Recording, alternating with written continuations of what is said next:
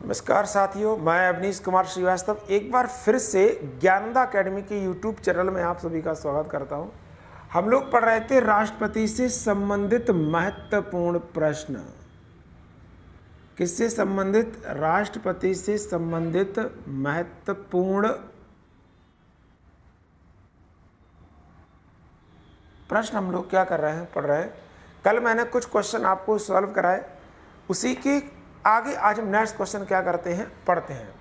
तो आज की क्लास का पहला क्वेश्चन है, भारत के राष्ट्रपति को महाभियोग के द्वारा, क्वेश्चन अच्छे से सुनना है, भारत के राष्ट्रपति को महाभियोग के द्वारा हटाने की प्रक्रिया का उल्लेख किस आर्टिकल्स में किया गया है? यूपीपीसीएस, आरएएस, एमपीपीएस, उत्तराखंड, हर स्टेट के एग्जाम में ये क्वेश्चन पूछा है, इसलिए ये क्वेश्चन थोड़ा सा क्या है आपके लिए बहुत इम्पोर्टेंट भी क्वेश्चन है कि राष्ट्रपति को महाभियोग की प्रक्रिया के द्वारा हटाने का जो प्रावधान है वो संविधान के किस आर्टिकल में है, किस अनुच्छेद में इसका प्रावधान किया गया है? पहला ऑप्शन है आपका आर्टिकल 60, दूसरा ऑप्शन है आपका आर्टिकल 61, तीसरा ऑप्शन है आर्टिकल 62 और चौथा ऑप्शन है आपका आर्टिकल 59। तो आपको बताने के कौन से आर्टिकल में महाभियोग की प्रक्रिया का उल्लेख किया गया है। तो आर्टिकल 61 इस क्वेश्चन का क्या एकदम राइट आंसर है कि महाभियोग की प्रक्रिया का जो उल्लेख है वो संविधान के किस आर्टिकल में किया गया है? आर्टिकल 61 के अंतर्गत किया गया है। मैंने इम्पीचमेंट का जितना भी सारा प्रोसेस है वो सारा का सारा आपको कंप्लीट वीडियो में आपको बताया कि राष्ट्रपति पर महाभियोग कब लगता है, कौन सा सदन लगाता है, कैसे उसको हटाया जाता है, वो सारा का सारा मैंने उस वीडियो में आपको दिया है। तो प्लीज़ आप पुराना वीडियो मेरा डला है उस पर यूट्यूब पर जाकर आपको सर्च करके देख सकते हैं। अब हमसे यहीं पर एक क्वेश्चन और पूछ सकता है कि महाभियोग की जो प्रक्रिया है, तो महाभियोग की जो प्रक्रिया है वो हमने किस देश के संविधान से लिया है? महाभियोग की जो प्रक्रिया है वो हमने किस देश के संविधान से ली है? तो महाभियोग की जो प्रक्रिया है इसे हमने यूएसए के संविधान से लिया है। कहाँ के संविधान से? अमेरिका के संविधान से लिया है। कौन से आर्टिकल में है? आर्टिकल 61 में इसका उल्लेख किया गया है। ये राष्ट्रपति को हटाने की एक प्रक्रिया है कि जब भारत का राष्ट्रपति जो होता है वो जब संविधान के प्रावधानों के अनुरूप काम नहीं करता है तब हम उसे महाभियोग की प्रक्रिया के द्वारा क्या करते हैं, उसे पद से हटा देते हैं। तो पहला क्वेश्चन आज हमारा कंप्लीट हुआ। महाभियोग की प्रक्रिया को उल्लेख कौन से आर्टिकल में है? 61 में है। महाभियोग की प्रक्रिया हमने किस देश के संविधान से ली है? तो किस देश के संविधान से लिए? इसे हमने अमेरिका के संविधान से लिया है। अब पढ़ते हैं क्वेश्चन नंबर 2।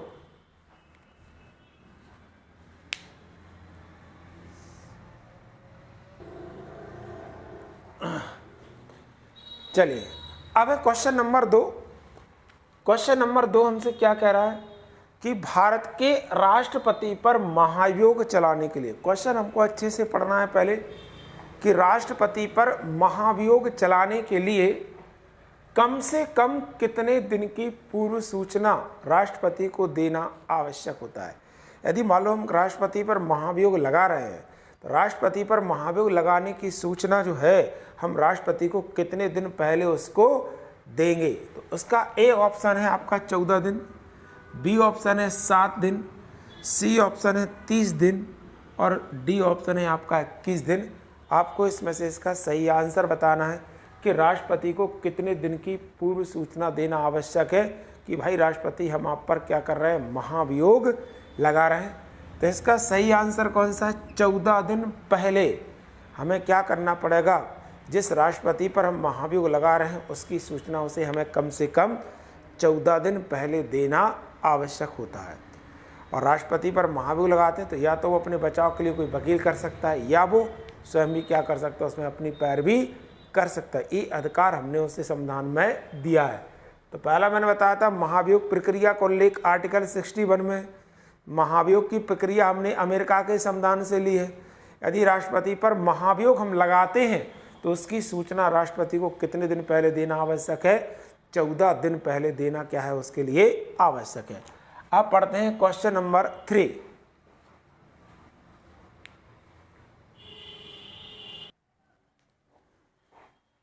चलिए अब है क्वेश्चन नंबर 3, थर्ड नंबर का क्वेश्चन है। थर्ड नंबर का क्वेश्चन क्या कह रहा है कि राष्ट्रपति पर जो महाभियोग है वो किस सदन के द्वारा लगाया जाता है। संसद के 2 सदन है, पहला कौन सा है, लोकसभा, दूसरा है राज्यसभा। तो क्वेश्चन हमसे पूछ रहा है कि राष्ट्रपति पर जो महाभियोग है वो किस सदन के द्वारा लगाया जाएगा। तो पहला है लोकसभा के द्वारा, दूसरा है राज्यसभा के द्वारा, या किसी भी सदन के द्वारा। लोकसभा के द्वारा लगा सकता है या राज्यसभा के द्वारा, या दोनों में से किसी के द्वारा नहीं। तो मैंने आपको बताया था, जब मैंने इसकी क्लास आपको कंप्लीट कराई थी तब मैंने उसे बताया था कि राष्ट्रपति पर महाभियोग संसद के किसी भी सदन के द्वारा लगाया जा सकता है, चाहे तो वो लोकसभा लगा दे चाहे क्या लगे राज्यसभा। तो इसका सही आंसर क्या होगा, किसी भी सदन के द्वारा, मतलब लोकसभा के द्वारा भी लगाया जा सकता है और राज्यसभा के द्वारा। तो जो सदन राष्ट्रपति पर महाभियोग लगाता है, दूसरा सदन उसकी क्या करता है, महाभियोग के कारणों की क्या करेगा, जांच करता है। तो राष्ट्रपति पर महाभियोग कई बार हमसे एग्जाम में पूछता है किस सदन के द्वारा, किसी भी सदन के द्वारा। यदि ऑप्शन में लोकसभा है तो लोकसभा के द्वारा, राज्यसभा है तो राज्यसभा के द्वारा हम क्या कर सकते हैं, राष्ट्रपति पर महाभियोग लगा सकते हैं।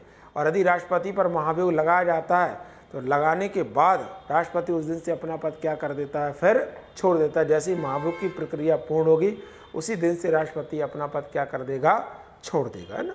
अब आते हैं क्वेश्चन नंबर 4 पर।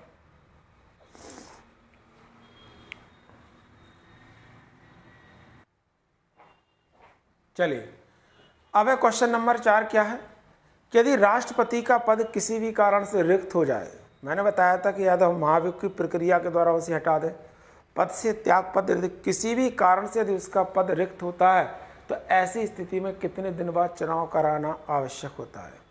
पहला ऑप्शन है 90 दिन, या इसको हम 3 माह भी कह सकते हैं, 6 माह, 60 दिन और 45 दिन, कि कितने महीने के अंदर राष्ट्रपति का चुनाव कराना आवश्यक है जब उसका पद क्या होता है, रिक्त होता है। तो पद रिक्त होने की स्थिति में 6 माह के अंदर हमें क्या कराना पड़ेगा, चुनाव कराना आवश्यक। किसी भी पद के लिए, चाहे वो लोकसभा का सदस्य हो चाहे राज्यसभा का सदस्य हो, यदि किसी भी कारण से उसका पद रिक्त होता है तो 6 माह के अंदर हमें क्या करना पड़ेगा, चुनाव कराना आवश्यक होता है। तो ये बहुत इंपॉर्टेंट, हमसे पूछ सकता है कि किसी भी कारण से राष्ट्रपति का पद रिक्त होता है तो 6 माह के अंदर चुनाव कराना आवश्यक है। हमें 100% क्या करना है, इसको याद करना है। अब आते हैं क्वेश्चन नंबर 5 पर।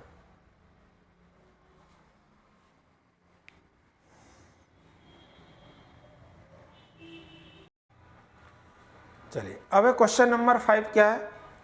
क्वेश्चन नंबर 5 है, भारत के राष्ट्रपति ने जिस एकमात्र मामले में अपने वीटो पावर का प्रयोग किया वह कौन सा है।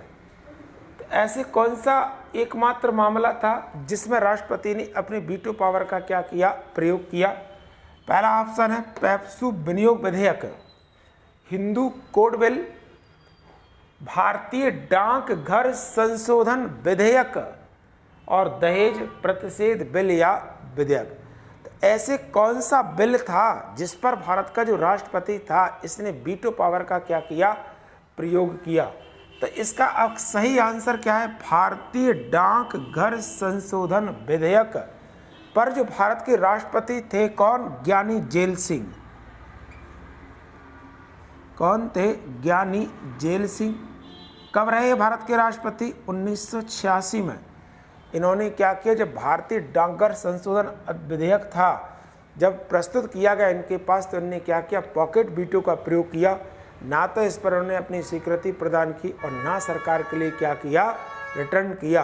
तो हमसे पूछेगा एकमात्र ऐसा वीटो, एकमात्र ऐसा कौन सा मामला था जिस पर राष्ट्रपति ने अपने पॉकेट वीटो का प्रयोग किया था, तो वो कौन सा था, भारतीय डाकघर संशोधन विधेयक।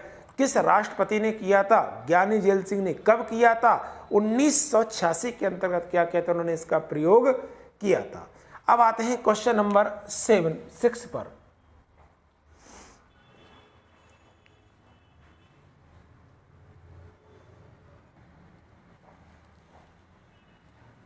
चलिए अगला क्वेश्चन है कि भारतीय संविधान का कौन सा आर्टिकल राष्ट्रपति को उच्चतम न्यायालय से परामर्श की शक्ति प्रदान करता है। मतलब समझ गए, कि भारत का जो राष्ट्रपति है वह उच्चतम न्यायालय का जो मुख्य न्यायाधीश है उससे सलाह मांगने की जो शक्ति है वो संविधान के किस आर्टिकल के अंतर्गत दी गई है।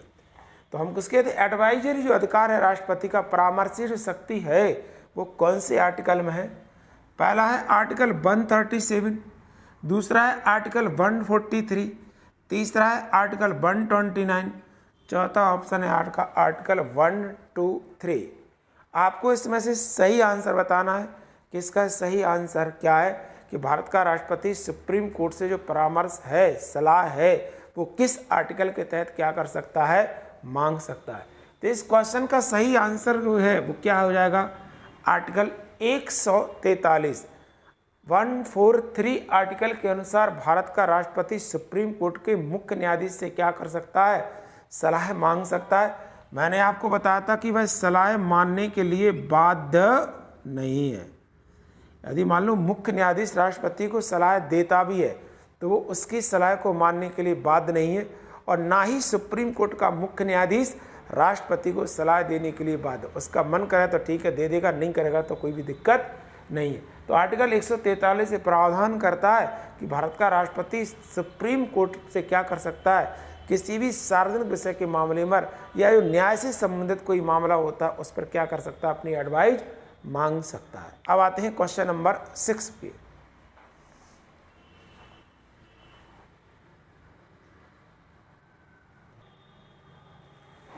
अगला क्वेश्चन है क्वेश्चन नंबर 7। भारत के एकमात्र राष्ट्रपति जो निर्विरोध चुने गए। निर्विरोध का मतलब क्या होता है, जिनके विरोध में कोई भी खड़ा ना हुआ हो। एकमात्र ऐसे व्यक्ति कौन है जो निर्विरोध चुने गए। पहला ऑप्शन है आपका बीबी गिरी, दूसरा है डॉक्टर राजेंद्र प्रसाद, तीसरा है जाकिर हुसैन और चौथा है नीलम संजीव रेड्डी। तो इस क्वेश्चन का सही जो आंसर है वो कौन सा हो जाएगा, नीलम संजीव रेड्डी भारत के एकमात्र ऐसे राष्ट्रपति हैं जो निर्विरोध चुने गए। तो इसका सही आंसर क्या है, निर्विरोध चुने गए। यदि हमसे पूछता है भारत के पहले राष्ट्रपति कौन है, तो भारत के पहले राष्ट्रपति कौन है, डॉक्टर राजेंद्र प्रसाद। भारत के सबसे अधिक समय तक लगातार 1950 से लेकर 1962 तक रहने वाले लगातार 12 साल तक उन्होंने राष्ट्रपति के रूप में काम किया है। बीबी गिरी एकमात्र ऐसे राष्ट्रपति हैं जिनके लिए हमने दूसरे दौर की मतगणना की।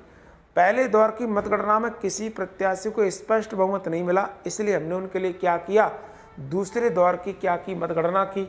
और जाकिर हुसैन भारत के क्या थे, पहले मुस्लिम राष्ट्रपति थे। जाकिर हुसैन क्या थे, भारत के पहले मुस्लिम राष्ट्रपति थे। तो आपको बताना था इसमें निर्विरोध राष्ट्रपति कौन है, तो नीलम संजीव रेड्डी। यदि हमसे पूछता है भारत के पहले राष्ट्रपति कौन है, तो प्रतिभा देवी सिंह पाटिल। यदि पूछा कि ऐसे राष्ट्रपति जिनके लिए दूसरे दौर की गणना की गई, बीबी गिरी पहला मुस्लिम पूछता है, तो क्या हो जाएगा हमारा आंसर, राष्ट्रपति जाकिर हुसैन भारत के पहले क्या थे, मुस्लिम राष्ट्रपति थे। अब आते हैं क्वेश्चन नंबर 8।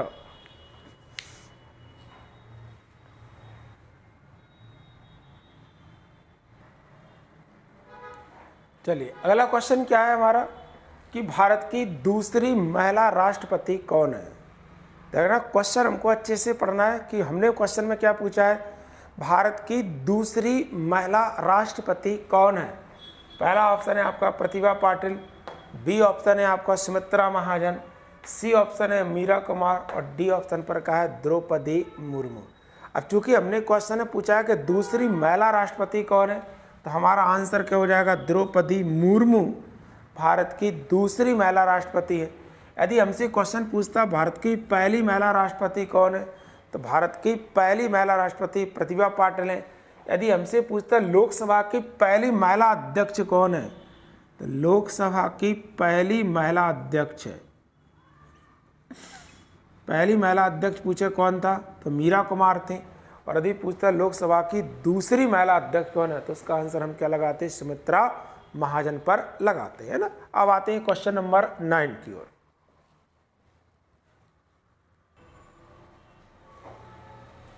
अब क्वेश्चन है हमारा क्वेश्चन नंबर 9 कि राष्ट्रपति के क्षमादान की जो शक्ति है वह कैसी है, या राष्ट्रपति के क्षमादान की शक्ति एक कैसी है, एक न्यायिक शक्ति है, एक विधायी शक्ति है, एक अर्ध न्यायिक शक्ति है, या उपरोक्त में से कोई नहीं।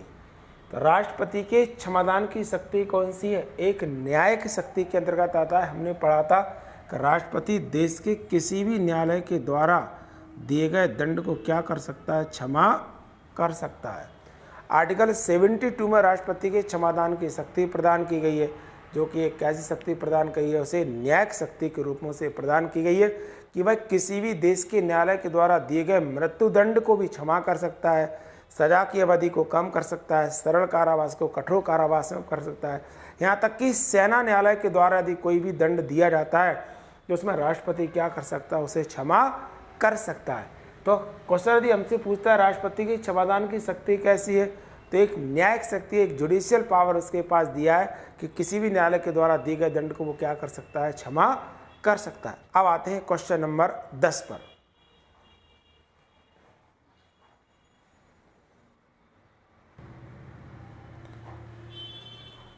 क्वेश्चन है भारतीय संविधान में समस्त कार्यपालिका शक्ति किस में होती है?